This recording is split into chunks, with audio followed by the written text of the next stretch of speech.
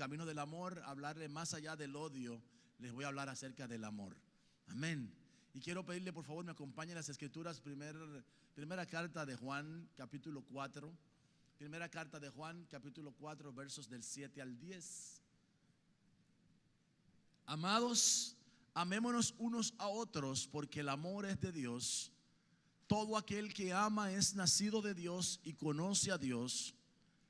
El que no ama no ha conocido a Dios, porque Dios es amor. En esto se mostró el amor de Dios para con nosotros, en que Dios envió a su Hijo unigénito al mundo para que vivamos por Él.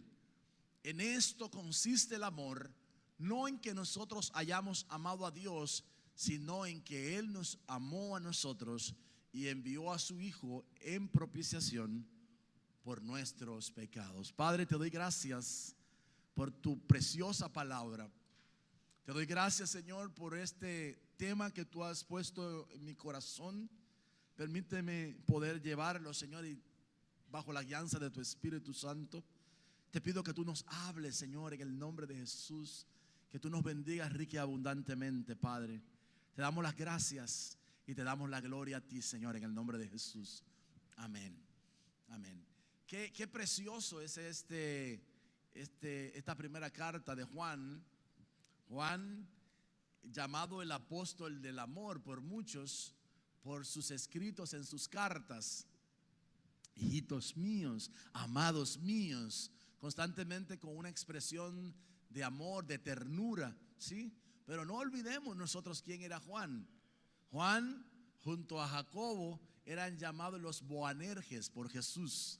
Era el apodo que Cristo le había dado a aquellos dos muchachos que tenían un carácter efervescente, aquellos dos que tenían un carácter fuerte, ¿verdad?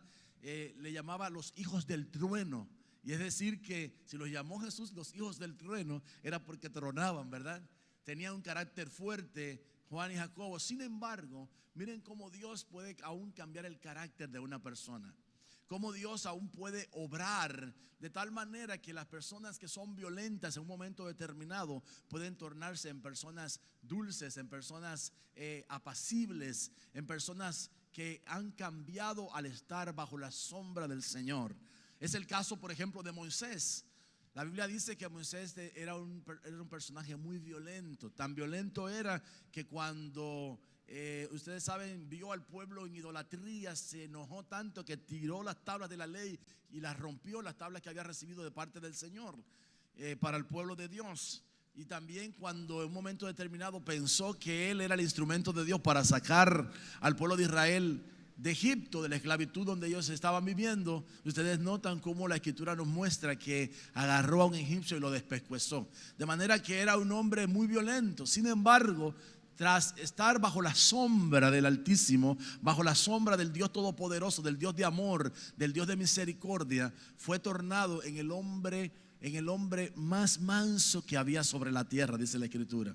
De manera que Dios puede cambiar a cualquiera. Si ahora usted está teniendo quizás un carácter así como el Alcacerse, agua, soda y limón y mineral y explosivo y agrio, mire, Dios puede cambiarlo, porque para Dios nada es imposible. Amén. Entonces aquí esta epístola nos está hablando de algo muy hermoso. Parecería un poema hecho vida, esto que el apóstol Juan nos está diciendo aquí. Sin lugar a dudas que este pasaje es hermoso, parece toda una poesía, ¿verdad? Un poema con acentos magistrales. Ahora, de nada nos sirve tantas palabras bonitas si no traducimos eso en hechos en nuestras relaciones con los demás. Note cómo comienza diciendo: amados, amémonos unos a otros, porque Dios es amor, ¿verdad? Y en esto consiste el amor, dice él, no en que nosotros le hayamos amado a él, sino en que él nos amó a nosotros primero. Amén. Y entregó a su Hijo Jesucristo en propiciación por nuestros pecados. Entonces miren, Dios mostró su amor al entregar a su Hijo Jesucristo por toda la humanidad. Ese es el regalo de Dios para una humanidad que estaba perdida, una humanidad toda que estábamos descarriados, una humanidad toda que estábamos desconectados de Dios, una humanidad toda que éramos enemigos de Dios. Pero Dios mostró su amor en que, siendo nosotros enemigos de Él, Él envió a su Hijo Jesucristo para que pusiese su vida por usted y por mí, por toda la humanidad, y todo aquel que en Él creyese no se perdiese, sino que tuviese vida eterna. Amén. Y eso es lo grande de Dios, que Dios no quiere que nadie se pierda. Dios no quiere que nadie perezca sin haberle conocido. Dios quiere que todos los hombres procedan al arrepentimiento y reciban el regalo de la salvación, que es Jesucristo. Así que ya nos escucha en estos días la pregunta de los niños: papá, ¿y por qué el cielo es azul? Hoy la pregunta es: ¿y por qué los hombres se odian? Porque el odio se ha convertido en una epidemia en el mundo.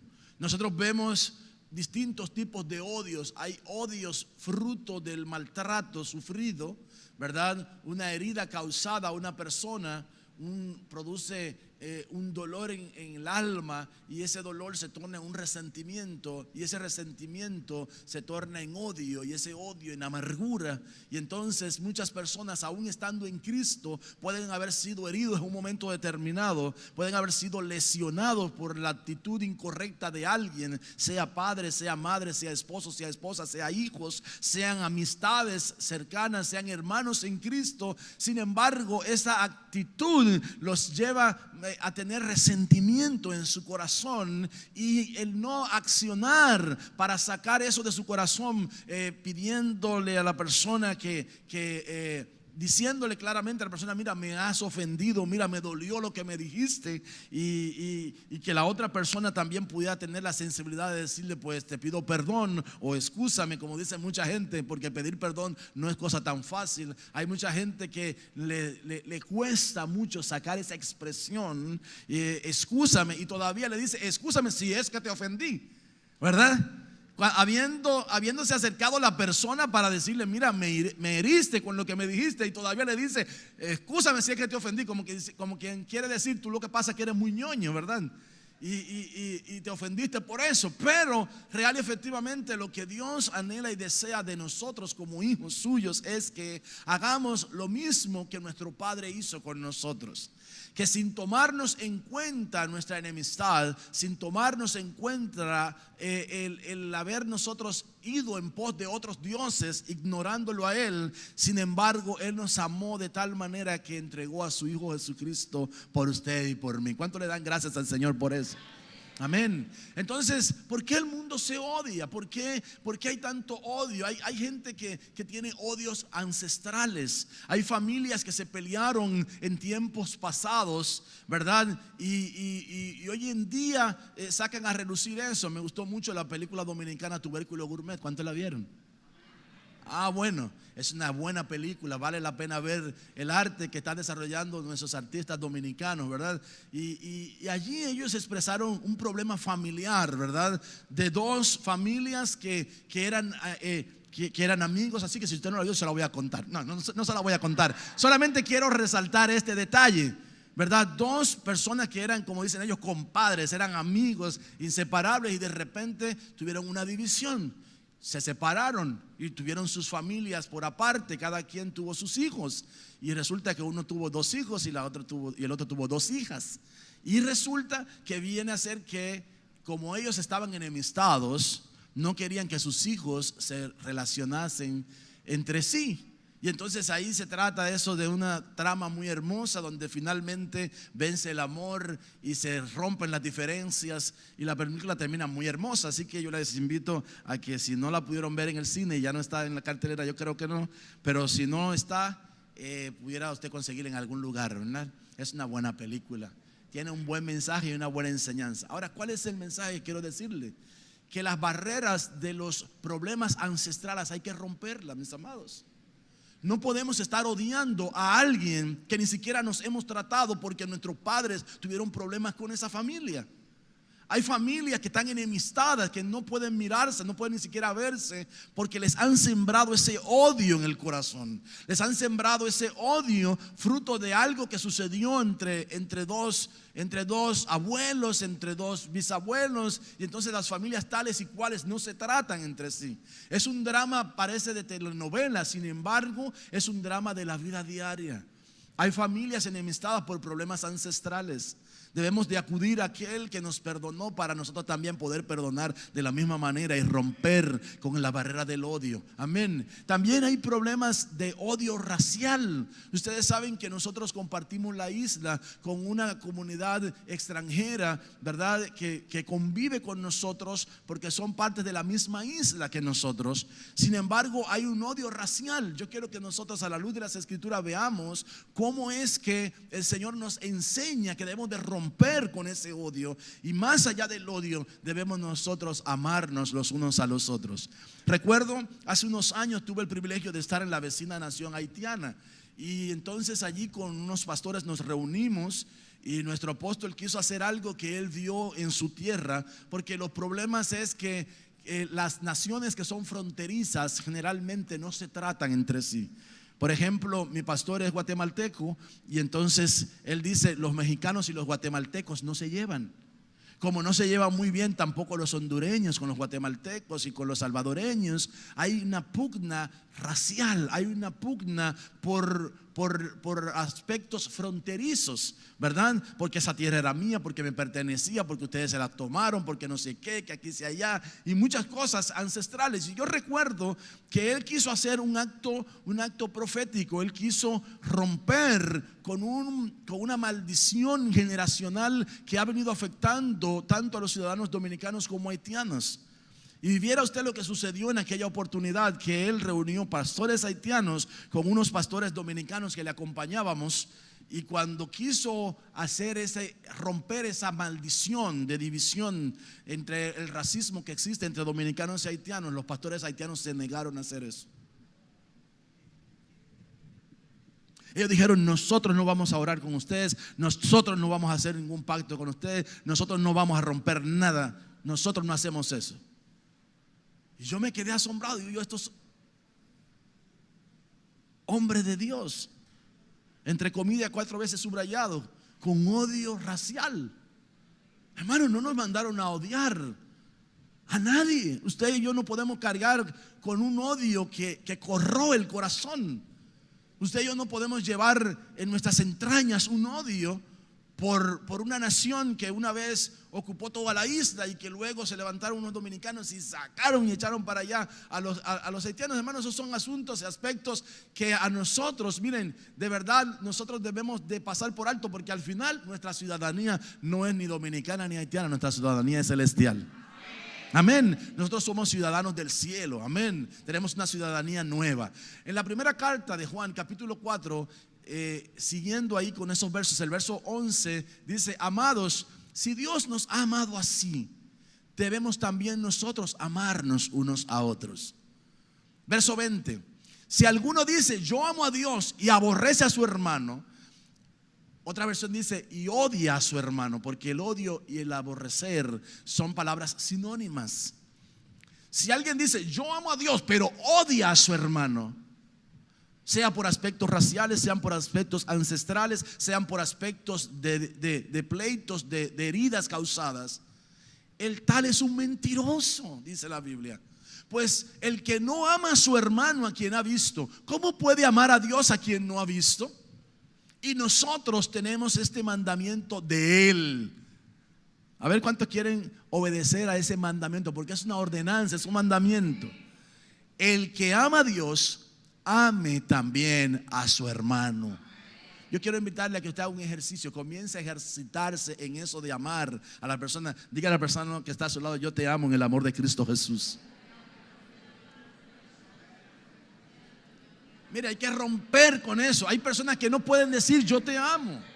Hay personas que no pueden decirlo, de verdad. Hay gente que está atado, tan atado con el odio, con el resentimiento, con la amargura, que no puede soltarse. Pero yo vengo a desafiarlo en esta hora, en el nombre de Jesús. Rompa con el odio, rompa con todo eso en el nombre poderoso de Jesús, y declare: yo te amo en el amor de Cristo Jesús. Comience con el más cercano que usted tiene ahí, con su prójimo. Amén. Entonces hay una atmósfera contaminada con el odio. ¿Por qué los hombres se odian? La respuesta es muy sencilla. Cuando los instintos animales se desbordan, el odio fluye con facilidad. ¿Qué estoy queriendo decir?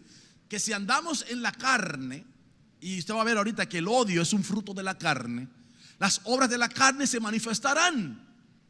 En cambio, si andamos en el Espíritu, el fruto del Espíritu, que es amor, se hará manifiesto. Entonces, cuando estamos odiando a alguien, cuando estamos aborreciendo a alguien, estamos caminando en la carne. Déjenme decirles que estoy hablando para cristianos, para hijos de Dios nacidos de nuevo, que estamos llamados a andar en el Espíritu y no en la carne, ¿verdad? Pero note que aquí está diciendo que hay hijos de Dios que sí caminan en la carne y son hijos de Dios. Recibieron a Jesús, son salvos por la gracia de Cristo Jesús. Tienen al Espíritu Santo consigo, porque el Espíritu Santo vino a morar desde el día que tú confesaste a Jesús como tu Salvador. Vino a morar dentro de tu corazón.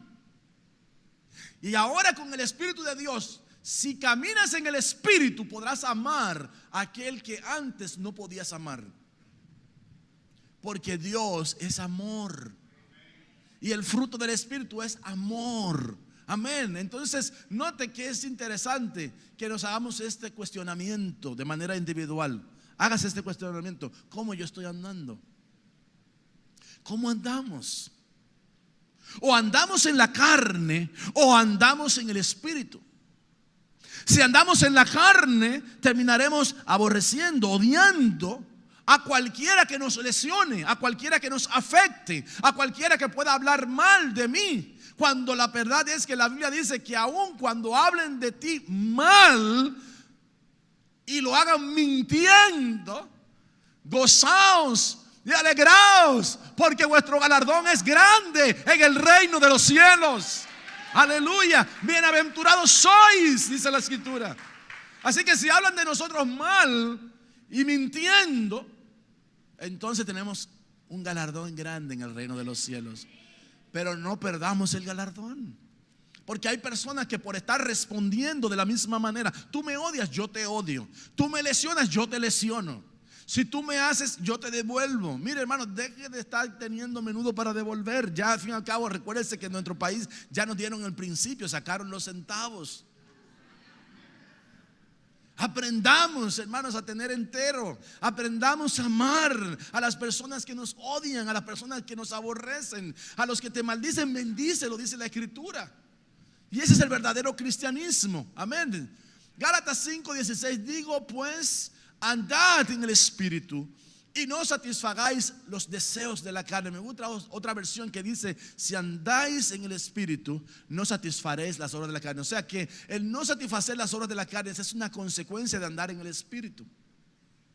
Verso 17: porque el deseo de la carne es contra el Espíritu, y el del Espíritu es contra la carne, y estos se oponen entre sí, para que no hagáis lo que quisiereis. En otras palabras, a veces usted tiene el deseo de darle un cocotazo a alguien, de devolverle con una trompada, de quitarse, darle dos patadas a alguien, hermano. Pero si usted anda en el Espíritu, no, espérate un momentito, aquíétate, alma mañosa, tranquilo ahí, sujétate. Nada de dar golpes, nada de dar patadas, nada de devolver mal por mal. Debemos de devolver con el bien el mal que muchas personas nos hacen, hermanos. Amén. Más allá del odio, aprendamos a amar. Las obras de la carne, verso 19, las obras de la naturaleza pecaminosa se conocen bien: inmoralidad sexual, impureza, libertinaje, idolatría, brujería, odio, discordia, celos, arrebatos de ira, rivalidades, disensiones, sectarismos. Así que la escritura aquí claramente nos está haciendo saber que el odio y las disensiones y los arrebatos de ira son frutos de la carne.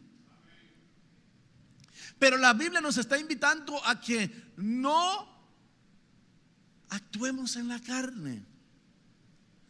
Más adelante ese mismo pasaje dice: no os engañéis, Dios no puede ser burlado, pues todo lo que el hombre siembra, eso cosechará. Y el que siembra para la carne, de la carne segará corrupción. Pero el que siembra para el Espíritu, del Espíritu segará vida eterna. Amén. ¿Cuántos quieren la vida eterna? Amén. No pierdas tu galardón, no pierdas tu posición en el reino de Dios. Verso 21: envidia, borracheras, orgías y otras cosas parecidas os advierto ahora, como antes lo hice, que los que practican tales cosas no heredarán el reino de Dios. Entonces estamos hablando de hijos de Dios que tienen el Espíritu, al Espíritu Santo morando dentro de su corazón. Pero si insisten en vivir en las obras pecaminosas de la carne, perderán su posición en el reino. No heredarán el reino de Dios. Así que es un trabajo que nosotros debemos de pedirle a Dios que siga haciendo con nosotros. Miren, cada día dígale: Señor, en el nombre de Jesús someto mi carne a tu voluntad, someto mi voluntad a la tuya, Señor. Parezcámonos a Jesús. Jesús dijo: yo no vine a hacer mi voluntad, yo vine a hacer la voluntad de aquel que me envió. Amén. Gloria a Dios. Entonces debemos de seguir las huellas de nuestro Maestro, que es Cristo Jesús. Amén. A ver cuántos quieren seguir las huellas del Maestro. Nuestro Maestro Jesucristo nos enseñó que debíamos amar en todo tiempo. Mateo 5:43: oísteis que fue dicho: amarás a tu prójimo y aborrecerás, o como les dije anteriormente, odiarás a tu enemigo. Así decía la ley. Sin embargo, oiga lo que dijo Jesús, verso 44: pero yo os digo, amad a vuestros enemigos. Note, la ley decía que los debíamos odiar. La ley nos permitía devolver mal por mal, ¿sí?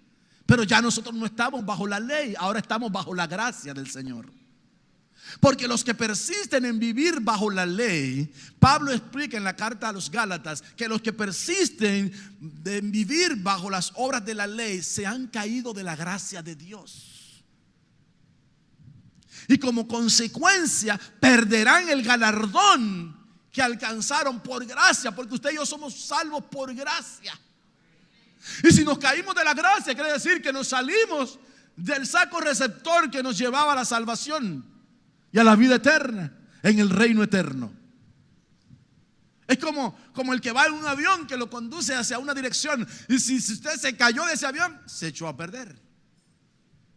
Entonces aquí está diciendo: pero yo os digo, amad a vuestros enemigos. No, oiga como dice la gracia. La ley vino para señalar el pecado, pero la gracia se manifestó a través de Jesucristo para traer la medicina a ese pecado. Yo no sé cuánto me están entendiendo. La ley solamente te decía: tú eres pecador. Solamente te señalaba, era como un termómetro. Ustedes saben, los termómetros te pueden medir la temperatura y saber cuántos grados de fiebre puedes tener. 37.5, 38, 39, 40, ¿verdad? Te mide la temperatura, pero no te dice qué debes de tomar. No te da la medicina para bajarte la fiebre. No te dice: ponte hielo sobre la cabeza. No te dice: tómate un acetaminofén o un paracetamol. No te dice nada de eso. Simplemente te dice: tienes esto. Y eso era lo que la ley hacía. La ley decía: tú eres un pecador. Pero la gracia vino para decirte: con todo y que eres pecador, yo te amo y pongo mi vida por ti, para que tú, que estás muerto en tus delitos y pecados, tengas vida eterna. Aleluya. Entonces dice aquí: amad a vuestros enemigos, bendecid a los que os maldicen, haced bien a los que os aborrecen y orad por los que os ultrajan y os persiguen. Miren, si usted ha tenido diferencia con algún vecino, Yo le invito a que usted en este segundo haga un ejercicio y dígale: Padre, ese vecino que me echa la basura al frente de mi casa, yo lo bendigo en el nombre de Jesús. Haga ese ejercicio. Comience a bendecir a los que los maldicen. Ese vecino que me tiene harto con esa música estruendosa, que no me deja vivir en paz, Señor, yo lo bendigo en el nombre de Jesús. No sea que usted se haya hallando orando como algunos hermanos cuando estábamos en la Activo 2030, ¿verdad? Que el vecino del lado nos ponía una música, hermano, que yo no podía compararme con él. No teníamos aire acondicionado, ¿verdad? En aquel entonces. Así que la música entraba directamente al salón donde estábamos allí.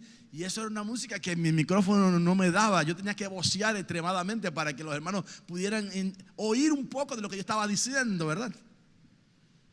Y le dije a mis hermanos: miren, hermanos, vamos a orar por él, vamos a bendecirlo. Y muchos no, hermano. Y yo me imagino que algunos decían: Señor, envíe un rayo que le rompa. Algunos decían hasta que se vaya la luz, Señor, que se vaya la luz. Y yo decía: hermano, no oremos por ese hombre, ¿verdad? Y comenzamos a orar por ese hombre, a bendecir a ese hombre. Pero era un hombre opuesto al reino de Dios, hermanos. Un hombre en tinieblas. Y qué triste su destino final, ¿verdad? Porque cuando usted se mete a pelear con Dios, sabe que la lleva perdida seguro.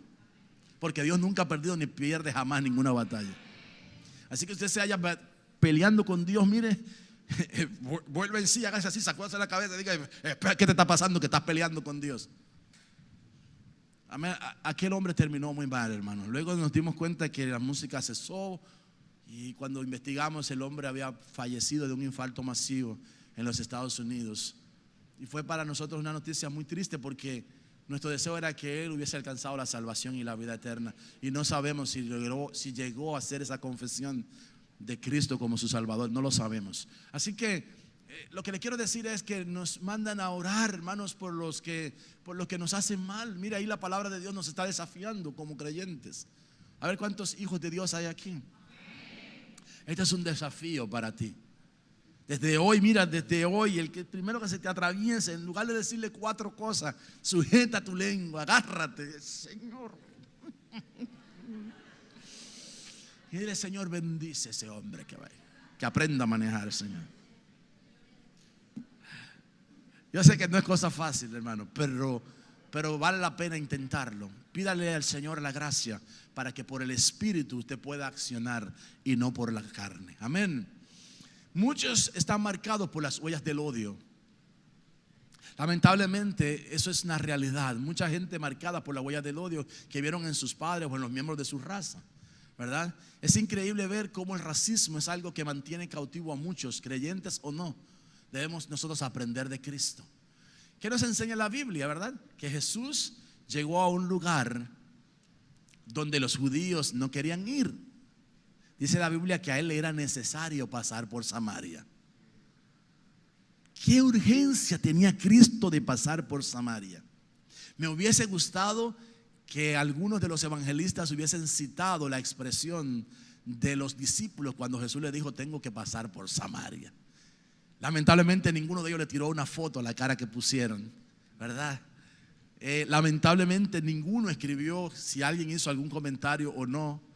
Pero de seguro que debieron haberlo hecho cuando dijeron: Señor, vamos a ir a comprar algo de comer. Y dejaron a Jesús solo en el pozo de Jacob, ¿verdad? Frente a una mujer samaritana.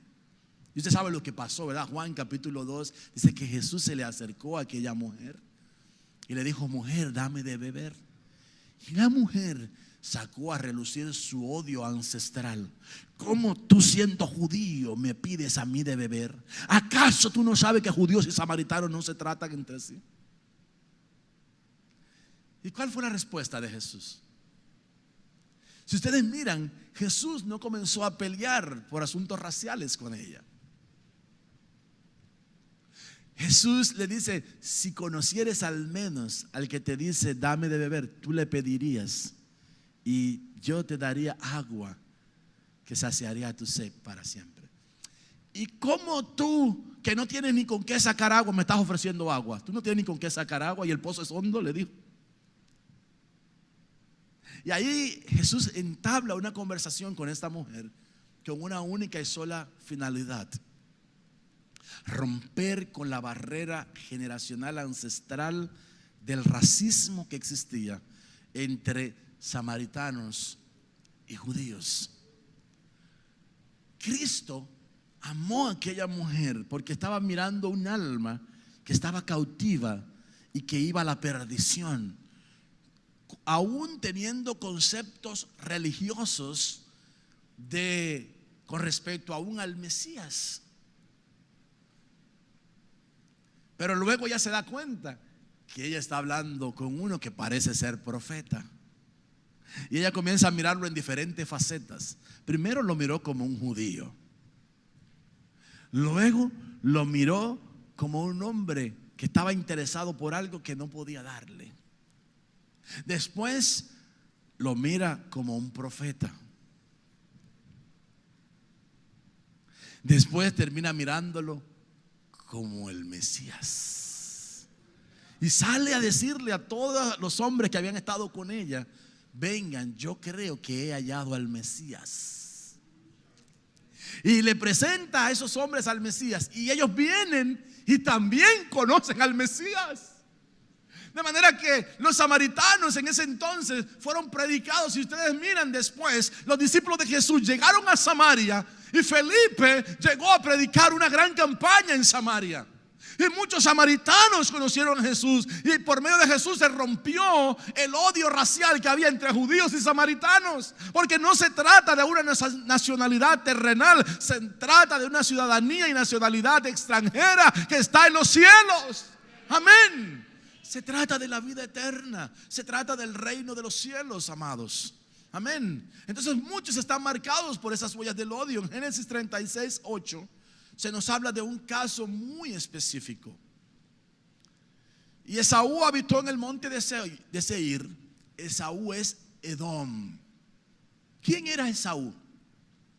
Bueno, Esaú era el hijo de Isaac y de Rebeca, hermano gemelo de Jacob, que posteriormente vino a ser Israel.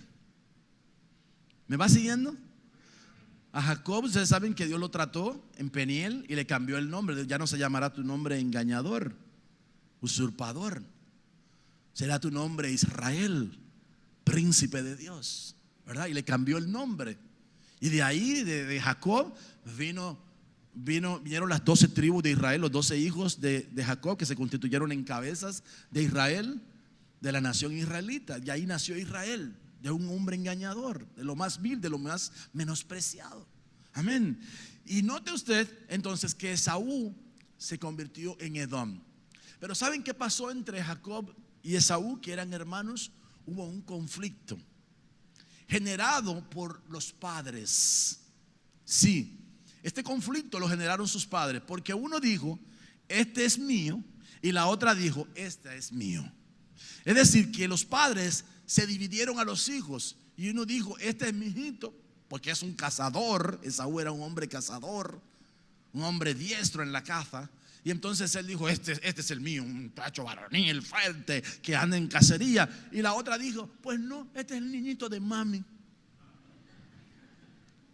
Y metió a Jacob bajo sus faldas, dijo: este es mío, ¿verdad? Y se repartieron a los muchachos.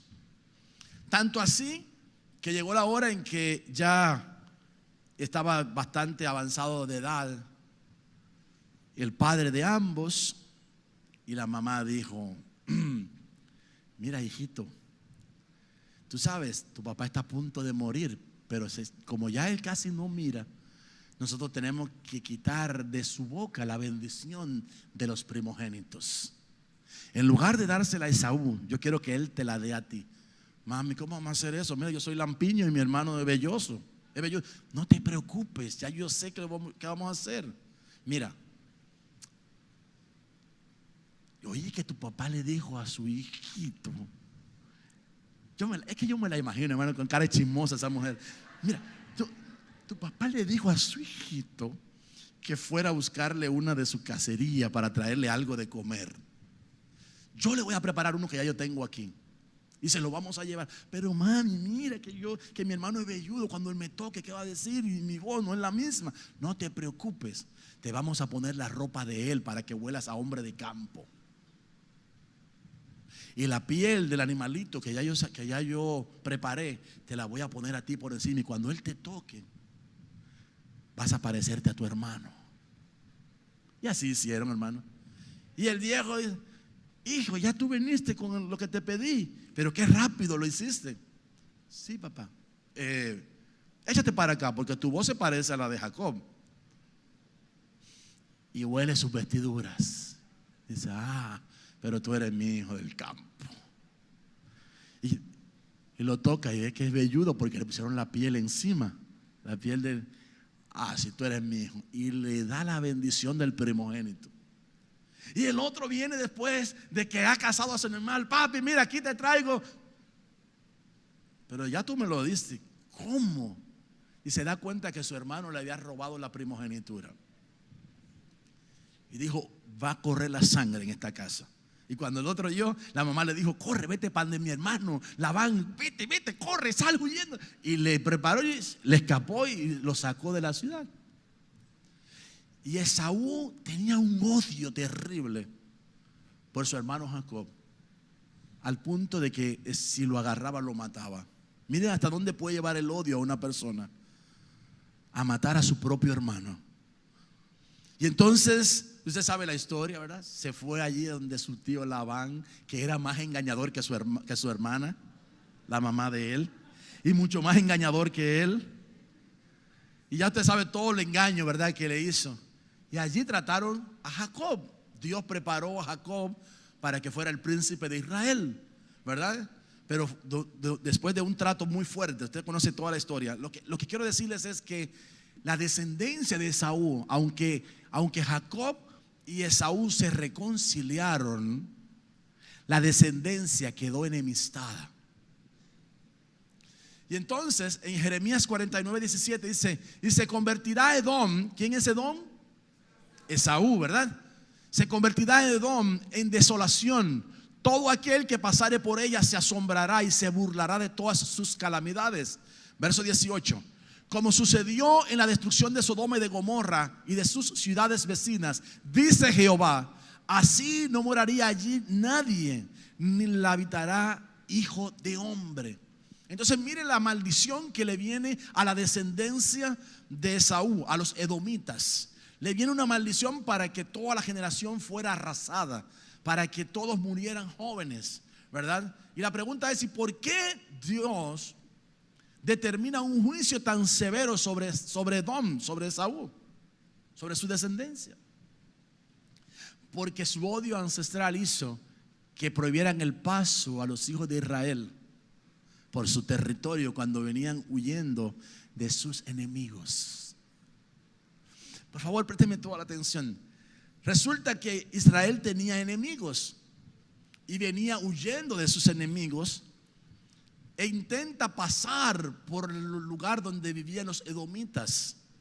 Y la Biblia enseña que los edomitas,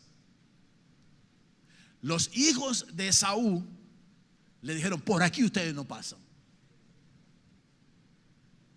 Por aquí ustedes no pasan. Le impidieron el paso por su territorio. ¿Saben que había una profecía sobre Israel? Dijo Dios: los que te bendijeren, yo los bendeciré. ¿Sabían ustedes que una de las razones por las que nuestra nación es una nación bendita es porque cuando Israel necesitó el voto ante las Naciones Unidas para que fuera aceptada entre las Naciones Unidas como nación nuevamente, uno de los votos que faltaban lo dio la República Dominicana?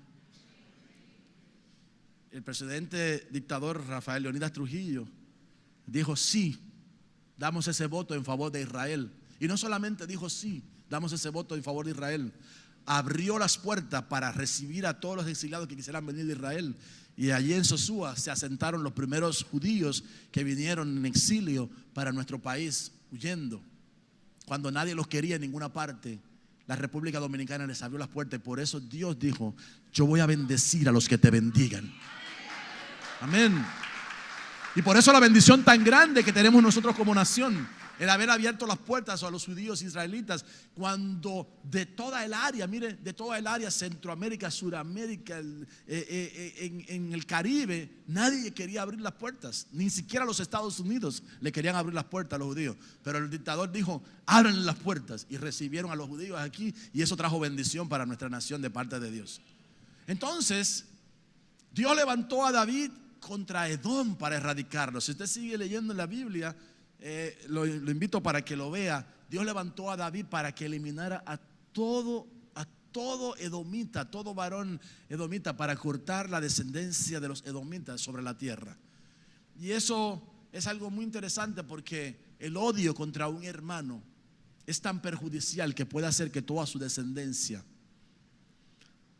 no solamente él pierde la herencia en el reino, sino que toda su descendencia también pierda la oportunidad de entrar en el reino. Así que mire, desde hoy sacuda. Si usted tiene odio, sacuda, haga así: fuera todo odio, se va fuera todo odio. Comienza a quitarse todo odio de arriba y dígale: Señor, dame tu gracia para amar en el nombre de Jesús a los que me aborrecen. Amén. No los oigo decir amén. ¿Qué es el odio? Pastor, ¿qué es el odio? ¿Saben que Proverbios 10:12 dice: el odio despierta rencillas, pero el amor cubrirá todas las faltas? El odio despierta rencillas, pleitos, divisiones familiares, divisiones entre amistades, divisiones de iglesias. El odio despierta rencillas, pero el amor cubrirá todas las faltas. ¿Qué es el odio entonces? El odio es un sentimiento de profunda antipatía, disgusto, aversión, enemistad, repulsión hacia una persona, hacia una cosa, hacia algún fenómeno, así como el deseo de evitar, limitar o destruir a su objetivo. Cuidado, no se haya en nosotros una semilla de odio sembrada. Cuidado, y si en este lugar hay alguien que tiene una semilla de odio en su corazón, mire, yo le invito a que haga un ejercicio espiritual por la fe. Mire, hágase así: yo me arranco esa semilla de mi corazón en el nombre de Jesús.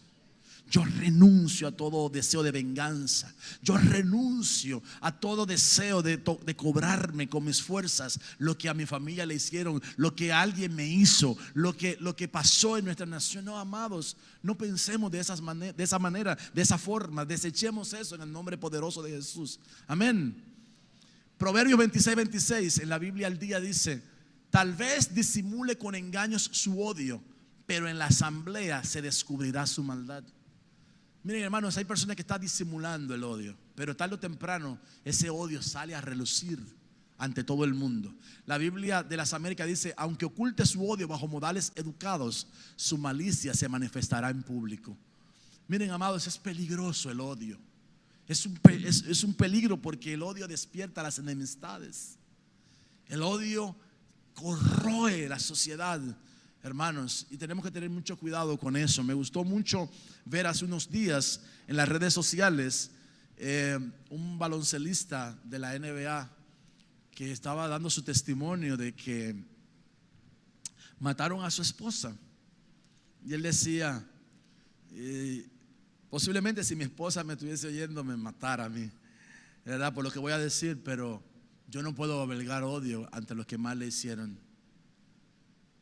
Yo no puedo guardar ese resentimiento en mi corazón. Yo bendigo a esas familias que hoy son víctimas de lo que ha sucedido en la vida de mi familia. Yo los bendigo. Miren, hermanos, necesitamos bendecir.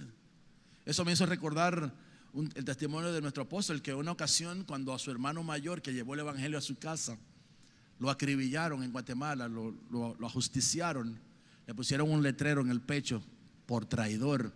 Y la traición era que había pasado del partido comunista a ser parte de las filas del reino de Dios.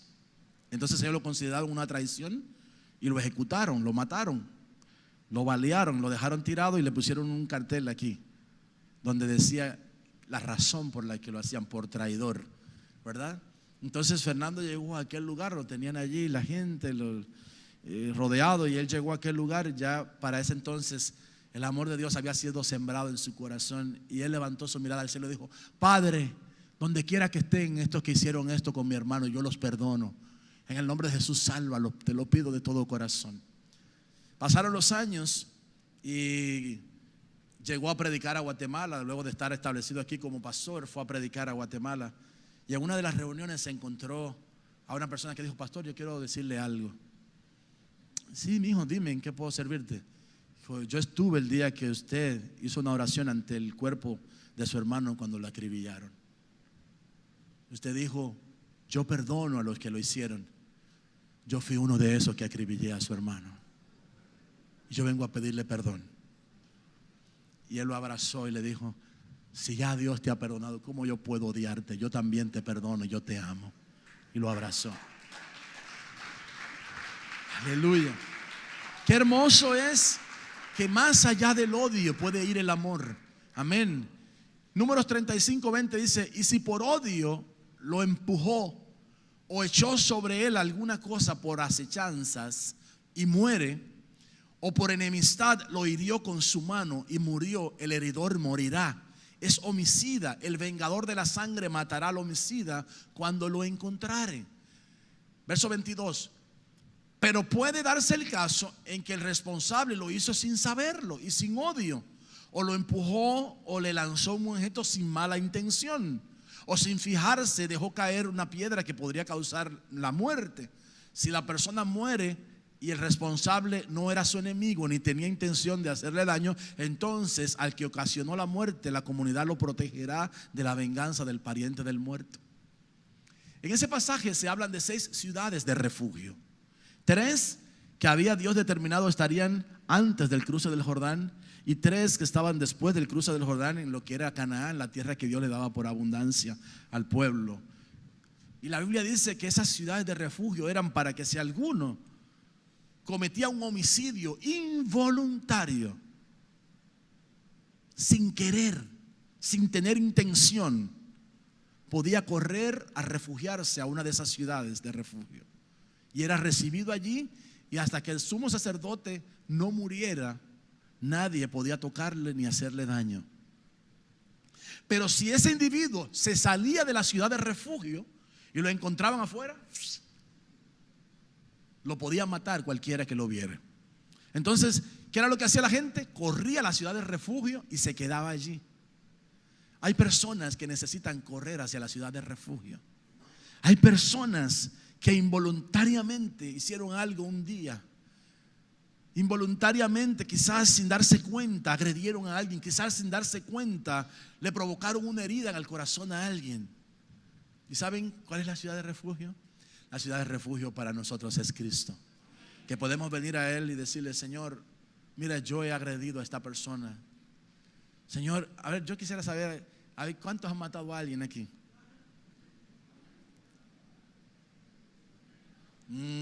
Ustedes no son sinceros.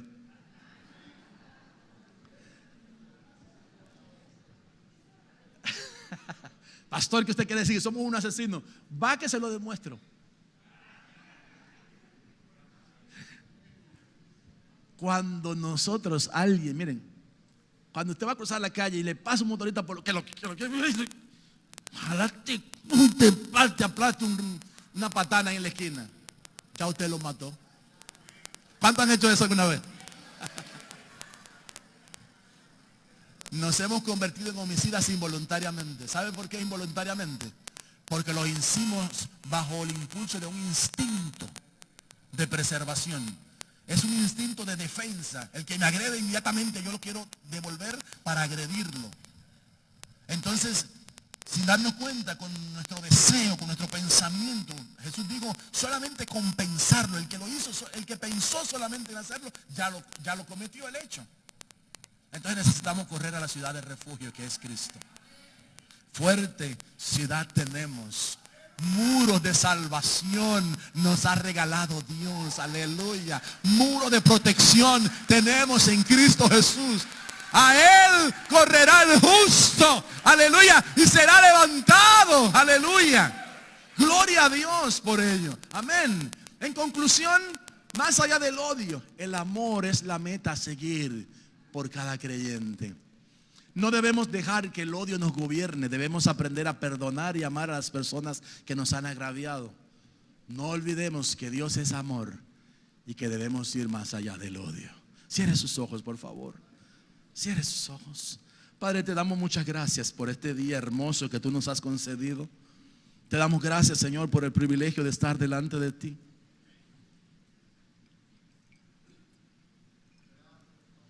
Gracias, Señor, por amarnos. Gracias por darnos la vida, Señor. Gracias por ofrecernos el perdón. Gracias porque hoy podemos correr a ti, Señor, acercarnos a ti. Y sabemos, Señor, que tú nos levantarás, que tú nos bendecirás.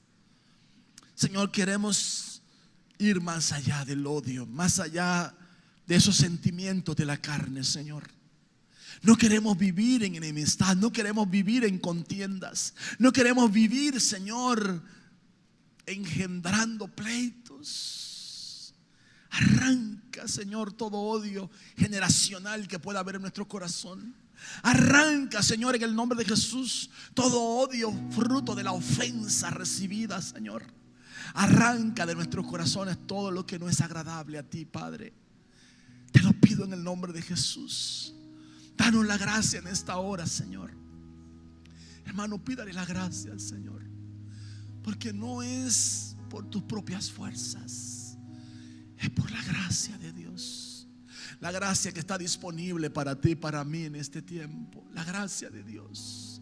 Reciba esa gracia en el nombre de Jesús, para que vaya más allá del odio, más allá del odio. Aprendas a amar incondicionalmente aún aquellos que te maldicen, aún aquellos que te aborrecen, aún aquellos que se levantan contra ti.